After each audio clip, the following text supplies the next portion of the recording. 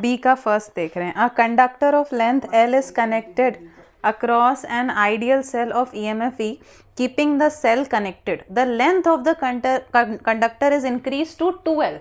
L को 2L कर दिया by gradually stretching it. ठीक है, दो कंडीशन बताई थी. एक में हमने स्ट्रेच नहीं किया है, एरिया कांस्टेंट है, तो उसके लिए अगर हम लेंथ को डबल करेंगे तो रेजिस्टेंस भी डबल हो जाएगा. पर इसमें क्या किया है, स्ट्रेच कर दिया है. तो आर डैश यानी कि new resistance is equals to n square R, ये फॉर्मूला लिखवाया हुआ है. अब आगे पढ़ो. If R and R dash R initial and final resistance, R dash final तो एन स्क्वायर आर. ठीक है, और 2 टाइम्स कर दिया तो 2 का स्क्वायर आर यानी कि 4R हो जाएगा. तो R dash equals to 4R.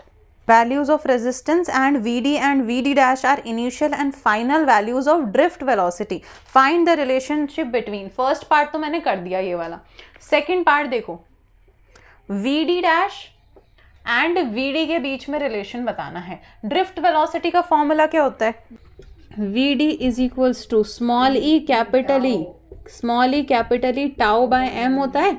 और इलेक्ट्रिक फील्ड को हम क्या लिख सकते हैं, V अपॉन एल. तो EM V upon L tau. ठीक है, लेंथ को क्या करा है, डबल किया है, तो ये 2L हो जाएगा. तो VD is inversely proportional to length. ठीक है, तो VD is inversely proportional to length को हमने डबल कर दिया यानी कि 2L कर दिया. तो VD डैश हो जाएगा VD अपॉन 2. ठीक है, ये आंसर है. हाँ, बी का second part. When electrons drift in a conductor from lower to higher potential, does it mean that all free electron of the conductor are moving in the same direction? अगर electron lower से higher potential पे move कर रहे हैं तो क्या सारे के सारे इलेक्ट्रॉन सेम डायरेक्शन पे मूव करेंगे? क्यों नहीं करेंगे? नो, पर क्यों नहीं करेंगे? क्योंकि बीच में बहुत सारे आयंस आए होंगे, है ना, बीच में बहुत सारे आयंस होंगे, दूसरे इलेक्ट्रॉन्स होंगे, उनसे भी कोलाइड करके उनकी डायरेक्शन चेंज हो सकती है. ठीक है, तो ये मैं लिख देती हूँ. Electron while moving from lower to higher potential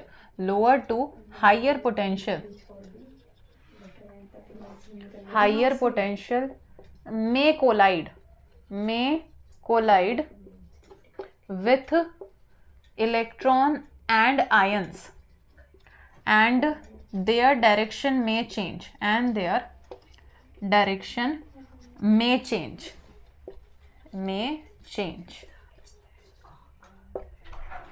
इसकी फोटो खींच लो. हाँ, अब देखो 7th का A part. A parallel plate capacitor is charge by N. अब ये ना AC का क्वेश्चन है, उसमें इंक्लूड नहीं हो पाया तो मैं अभी करा रही हूँ. A parallel plate capacitor is charged by an AC source such that the sum of the conduction current and the displacement current ID has the same value at all points of the circuit. In case A above is Kirchhoff's first rule, junction rule, valid at each plate of the capacitor. Explain. अब देखो आगे. Show that the sum of the conduction current and the displacement current ID has the same value. मैंने एक formula लिखवाया था ना तुमको, displacement current का फॉर्मूला लिखवाया था, epsilon naught d phi upon dt, है ना. और फाई हम कैसे निकालेंगे? फाई का फॉर्मूला क्या होता है, EA cos थीटा, है ना. और थीटा की वैल्यू यहाँ पे कितनी होगी, 90 होगी, क्योंकि एरिया वेक्टर सामने होगा, है ना. तो cos 91, तो EA तो फाई आ गया हमारे पास E है. अब cos 90, एक मिनट, cos 0 होगा ना, एरिया वेक्टर इधर होगा तो इलेक्ट्रिक फील्ड भी पॉजिटिव से नेगेटिव होगी, इसी डायरेक्शन में होगी, तो cos 0 डिग्री 1 होगा, तो EA. ठीक है, और इलेक्ट्रिक फील्ड हम कैसे देखेंगे, ये एक प्लेट है. ठीक है, कंडक्टिंग प्लेट के लिए सिग्मा अपॉन एप्सिलॉन नॉट पढ़ा हुआ है हमने, सिग्मा अपॉन एप्सिलॉन नॉट. तो फाई की वैल्यू मैंने पुट कर दी sigma upon epsilon naught into A. और सिग्मा को क्या हम Q अपॉन ए लिख सकते हैं, Q upon A epsilon not, और यहाँ पर ए था, है ना. सिग्मा क्या होता है, करंट अपॉन एरिया. ठीक है, सरफेस चार्ज डेंसिटी. इस ए से ये ए कट गया तो फाई ई हमारे पास आ गया Q अपॉन एप्सिलॉन नॉट. इस फाई ई को यहाँ पुट कर देंगे तो epsilon naught D Q E, phi E की जगह Q E, Q epsilon naught upon D t is equals to epsilon naught as it is. इस एप्सिलॉन नॉट को बाहर निकाल देंगे, कांस्टेंट है तो ये एप्सिलॉन नॉट बाहर निकल गया, D Q upon D T बच गया। ये था I D displacement current, I D displacement current. Epsilon naught से एप्सिलॉन नॉट कैंसल आउट हो गया, I D as it is D Q upon D T. और D Q upon D T हम formula लेते हैं कंडक्शन करंट के लिए, जब करंट वायर से फ्लो हो रहा होता है कंडक्शन करंट, तो D Q upon D T को हम लिख सकते हैं आई सी, यानी कि कंडक्शन करंट। तो ऐसे प्रूफ हो गया कि displacement current is equals to conduction current. ठीक है, वापस बताऊं क्या हमने क्या किया, इलेक्ट्रिक फील्ड, क्योंकि एक प्लेट है, ठीक है, कंडक्टिंग प्लेट के लिए इलेक्ट्रिक फील्ड का फॉर्मूला होता है सिग्मा अपॉन एप्सिलॉन नॉट। ठीक है, सिग्मा को हम लिख सकते हैं, एक मिनट, मैंने इसको इसमें पहले पुट कर दिया, फाई में पुट कर दिया, sigma upon epsilon naught into A आ गया। सिग्मा को हम लिख सकते हैं क्यू अपॉन ए, इस ए से ये ए कट गया तो हमारे पास क्यू अपॉन एप्सिलॉन नॉट बच गया। इस फाई की वैल्यू को यहाँ पर पुट कर दी, सिग्मा की जगह Q upon epsilon naught, phi की जगह। ठीक है, ये एप्सिलॉन नॉट कांस्टेंट था, बाहर निकल गया तो एप्सिलॉन नॉट से एप्सिलॉन नॉट कैंसल आउट हो गया और D Q upon D T बच गया। D Q upon D T conduction current है तो D Q upon D T की जगह आई से लिख दिया।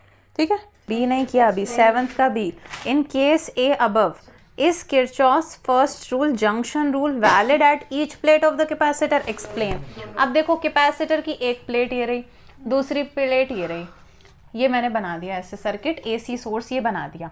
ठीक है, इस कैपेसिटर के मैंने प्लेट के इस तरफ एक पॉइंट लिया और एक पॉइंट इस तरफ लिया। ठीक है, इस कैपेसिटर प्लेट पे इनकमिंग करंट कितना है, आई सी, इनकमिंग करंट कितना है आईसी, और आउटगोइंग कितना है आईडी। इस एरिया में तो डिस्प्लेसमेंट करंट फ्लो हो रहा है। ठीक है, तो अगर मैं इस पॉइंट पे जंक्शन रूल लगाऊं from Kirchhoff's junction rule, Kirchhoff's junction rule के according incoming current I incoming should be I outgoing, और इनकमिंग कितना है आईसी है और आउटगोइंग कितना है आईडी है। मतलब कि yes it follows Kirchhoff's junction rule, क्योंकि इनकमिंग करंट आउटगोइंग करंट के इक्वल है और हमें पता है कि conduction current is always equals to displacement current. It follows Kirchhoff's junction rule because current entering the capacitor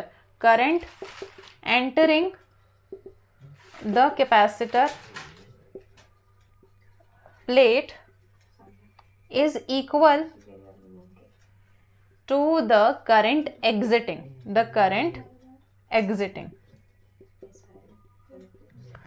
question 8 करते हैं। Consider the circuit shown in the figure, the potential difference between point A and B is. Parallel arrangement है, देखो इस तरह का arrangement है,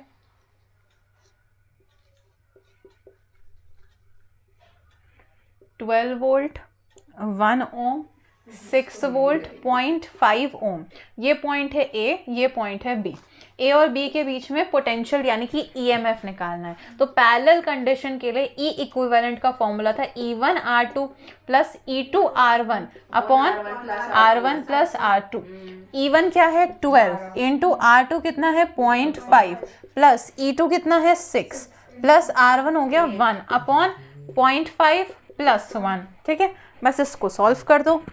12 into 1.5 6 आ जाएगा, 0.5 6 आ गया, प्लस 6 अपॉन 1.5, 12 अपॉन 1.5, पॉइंट गया यहाँ पर 0, 120 अपॉन 15, तो इसको बस कट कर दो, 3 4 12 0, 3 5 15, 5 8 8 volt answer.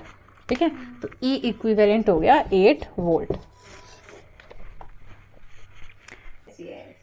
The temperature, find the temperature निकालना है T at which the resistance of a wire made of silver will be twice its resistance। ठीक है, मतलब R final is equals to 2 times of R initial हो जाना चाहिए at temperature 20 degree Celsius. मतलब ये रेफरेंस टेम्परेचर 20 डिग्री सेल्सियस दे रखा है T0। टेम्परेचर कोफिशिएंट, हाँ, take 20 degree Celsius as the reference temperature and temperature coefficient of resistance of silver at 20 degree Celsius is 4 into 10 to the power minus 3 Kelvin inverse। ठीक है, अब बस हमारा वही formula है, R is equals to R naught 1 plus alpha t minus t not.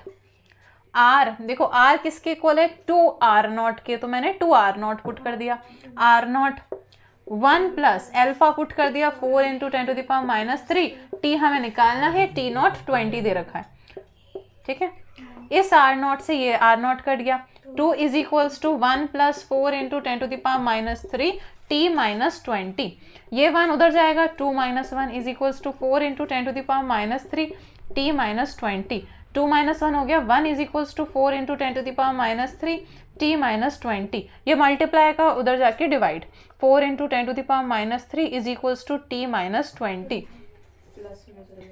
हाँ ये reciprocal हो जाएगा, -3 ऊपर जाके +3 तो 1000 बन गया, upon 4 is equals to t minus 20, इसको डिवाइड करो, 4 2 ज़ा 8 4 5 ज़ा 20 0 is equals to t minus 20, minus उधर जाके प्लस, तो 270 इक्वल्स टू t, तो टेम्परेचर आ गया 270 डिग्री सेल्सियस, और अगर केल्विन में कन्वर्ट करना है तो डिग्री सेल्सियस को प्लस कर देंगे 273 से, तो केल्विन में आ जाएगा, ठीक है। तो 270 प्लस 273 यानी कि 543 केल्विन, और 543 केल्विन ये आंसर है।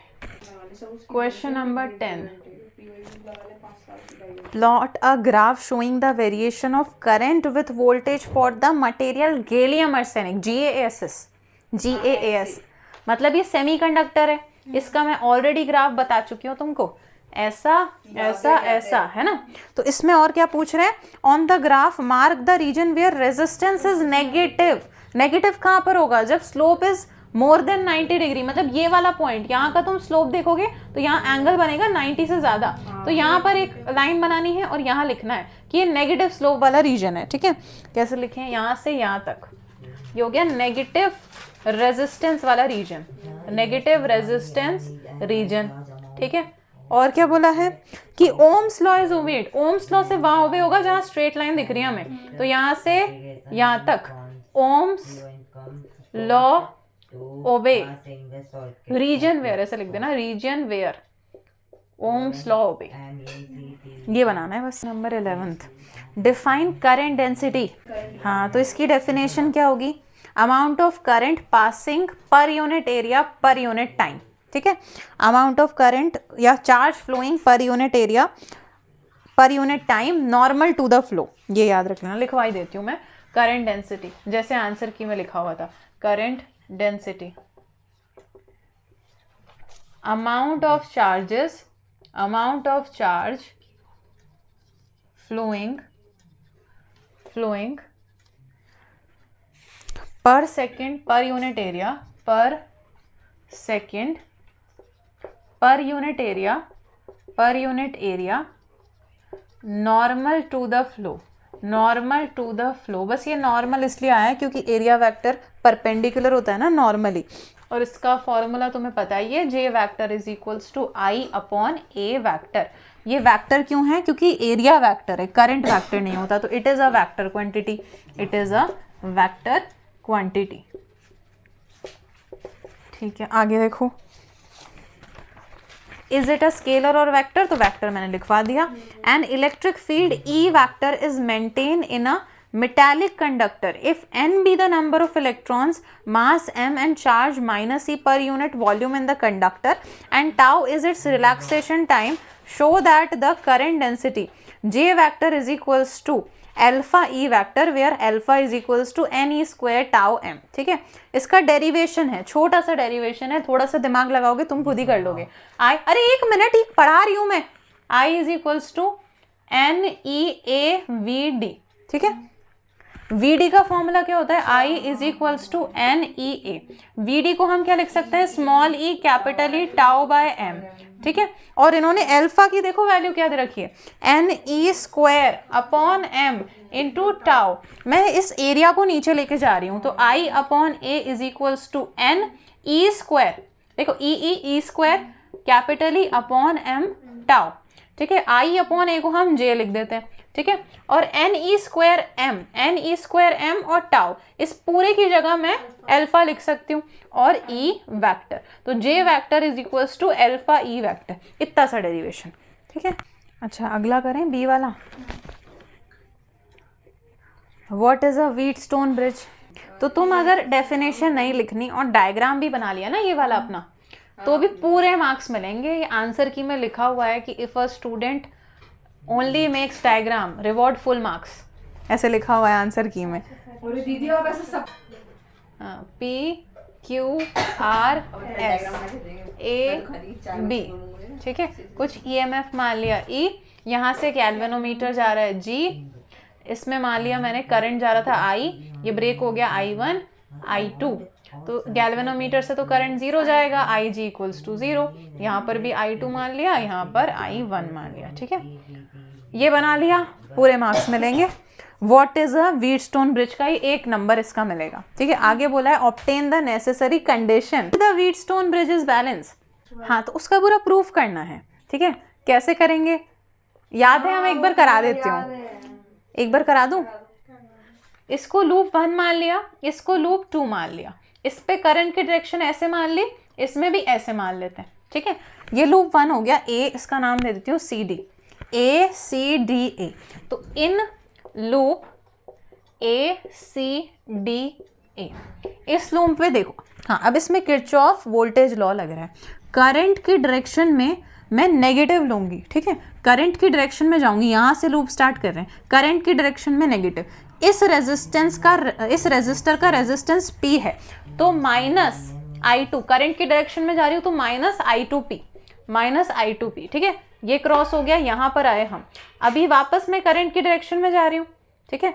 तो माइनस IG, और गैल्वेनोमीटर का रेजिस्टेंस कैपिटल G हो गया, ठीक है। अब यहाँ से यहाँ जाएंगे, अब देखो करंट की अपोजिट डायरेक्शन में जा रहे हैं, है ना, करंट की अपोजिट डायरेक्शन में जा रहे हैं, तो प्लस में लेंगे I1 इंटू रेजिस्टेंस है S, ठीक है। ये समझ में आया मैंने कैसे लिखा है, इसको 0 के इक्वल कर दिया। अब इन लूप 2 यहाँ कर रही हूँ, इन लूप सेकेंड वाला CBDC, यहाँ से जा रही हूँ मैं, देखो ऐसे लिया है ना मैंने, तो यहाँ से जा रही हूँ I2Q, और करंट की डायरेक्शन में है तो नेगेटिव, माइनस I2Q, यहाँ क्रॉस हो गए। अब यहाँ देखो करंट की अपोजिट डायरेक्शन में जा रही हूँ, तो प्लस I1R। फिर यहाँ देखो करंट की अपोजिट, वैसे गैल्वेनोमीटर में तो यहाँ से भी करंट जाएगा ही, तो इसमें तो हम कुछ भी ले सकते हैं, मैं माइनस में ले लेती हूँ, minus IG capital G is equals to 0। और गैल्वेनोमीटर से तो करंट 0 ही जा रहा है, मतलब ये पूरा यूनिट 0 हो जाएगा। IG 0 है, 0 इंटू G 0, और ये पूरा यूनिट भी 0 हो जाएगा क्योंकि गैल्वेनोमीटर से 0 करंट फ्लो हो रहा है, ठीक है। जितना IG इधर से आएगा उतना ही IG इधर से आएगा, तो कैंसल आउट हो जाएगा। तो ये इक्वेशन बनेगी minus I2P plus I1S equals to 0। इस I2P को मैं इधर भेज देती हूँ, तो I1S is equals to I2P, इसको मैंने इक्वेशन नंबर 1 मान लिया। इधर भी ऐसे ही करूँ, इसको इधर भेज दूँ, तो I1R is equals to I2Q, इसको इक्वेशन नंबर 2 मान लिया। Dividing equation 1 and 2, dividing equation 1 by 2, ठीक है। तो I1S is equals to I2P upon left hand side वाले को लेफ्ट हैंड साइड से I1R अपॉन I2Q, I1 से I1 कट गया, I2 से I2, तो S by R is equals to P by Q, S by R is equals to P by Q। अगर तुम्हें P upon S चाहिए तो कोई दिक्कत नहीं है, इसको इधर भेज दो, इसको इधर भेज दो, मतलब क्रॉस कर दो, तो P अपॉन S हो जाएगा, Q को उधर भेजेंगे तो Q अपॉन R हो जाएगा। Condition for balanced, condition for balanced Wheatstone bridge, balanced Wheatstone bridge. For a metallic conductor, the correct representation of variation of resistance R with temperature T is, resistance का हमने एक formula पढ़ा है, R0 1 plus alpha T, यही पढ़ा है। Alpha delta T होता है, मतलब T माइनस T0 होता है, मैं डेल्टा T लिख रही हूँ। एक्चुअल में फॉर्मूला क्या होता है, R is equals to R0 1 plus alpha delta T plus beta delta T square. ऐसा फॉर्मूला एक्चुअल में एग्जिस्ट करता है, पर ये तुम्हारे सिलेबस से हटा देते हैं, ठीक है। तो एक तरह से देखो स्क्वायर वाली इक्वेशन है, स्क्वायर वाली इक्वेशन है ना, y is directly proportional to x square वाली इक्वेशन है, तो क्या पैराबोला बनना चाहिए, पैराबोला बनना चाहिए। तो अब तुम्हें क्या लग रहा है, डी तो बन रहा है ऐसा पार्ट, डी देखो ये वाला भूल जाओ, तो ये जो पैराबोला बन रहा है ये डी है ऐसा। अगला पेज निकालो, निकाल लिया? Question number 13, the potential difference across a cell in a open circuit is 8 volt. Open circuit वाली कंडीशन में ईएमएफ टर्मिनल वोल्टेज के इक्वल हो जाता है ना, क्योंकि करंट ही फ्लो नहीं हो रहा। वापस बता देती हूँ, E is equals to V plus I R. Open circuit में क्या करंट जीरो हो जाता है, तो करंट जीरो हो जाएगा तो टर्मिनल वोल्टेज ईएमएफ के इक्वल हो जाएगा। मतलब क्वेश्चन में ईएमएफ 8 वोल्ट दे रखा है, ईएमएफ कितना दे रखा है, 8 वोल्ट दे रखा है। It falls to 4 volt, it falls to 4 volt, यानी कि टर्मिनल वोल्टेज 4 वोल्ट हो गई है। When a current drawn is, जब कितना करंट ड्रॉ हुआ, 4 एम्पेयर, तो हमें आर निकालना है। तो E is equals to V terminal plus I R. ठीक है, EMF कितना है, 8 है, V टर्मिनल है 4 प्लस I है 4, इंटरनल रेजिस्टेंस है R, इसको इधर भेजेंगे 8 माइनस 4 हो गया 4 इंटू R, इस 4 को इधर भेजोगे, R is equals to 1 ohm internal resistance.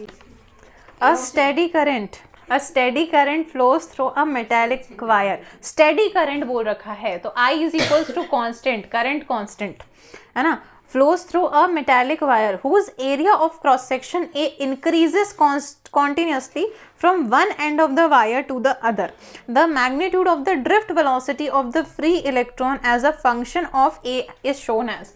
Current is equals to NEAVD होता है, एरिया को इधर ले जाओ तो I upon A is equals to NEVD हो जाएगा। तो VD is inversely proportional to A आ रहा है, तो हाइपरबोला बनेगा, है ना, इनवर्स रिलेशन में हाइपरबोला बनता है। तो ये इधर VD इधर A, तो ऑप्शन A सही है।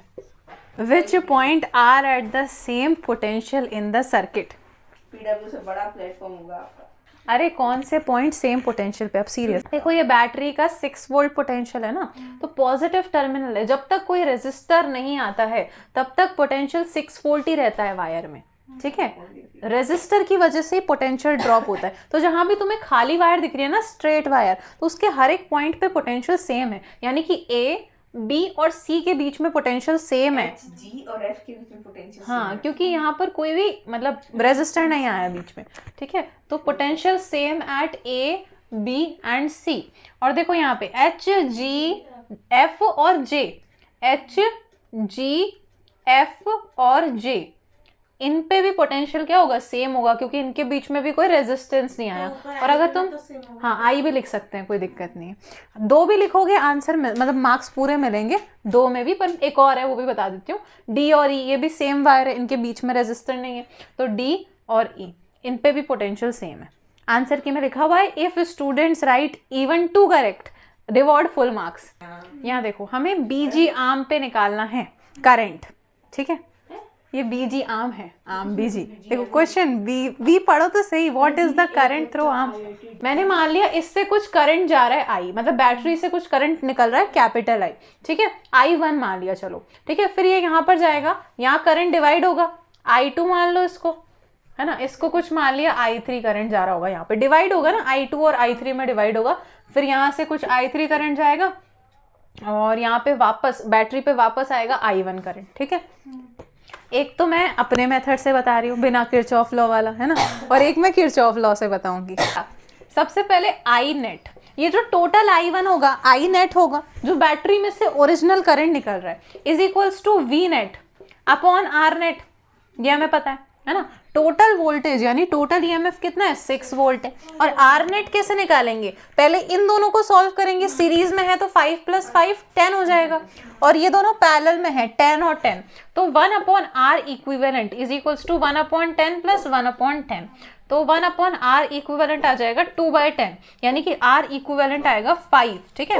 ये इन दोनों के कॉम्बिनेशन का रेजिस्टेंस है 5 वोल्ट, और साथ में ये इंटरनल रेजिस्टेंस भी है 1 ओम का, तो 5 + 1 टोटल R कितना हो गया, R नेट 5 + 1 हो गया, यानी कि 6 ओम हो गया। तो यहाँ पुट करूंगी 6, तो 1 एम्पियर का करंट जा रहा है, ठीक है। अब एक और चीज देखो, ये भी 10 ओम है, ये भी पूरा 10 ओम है, ठीक है।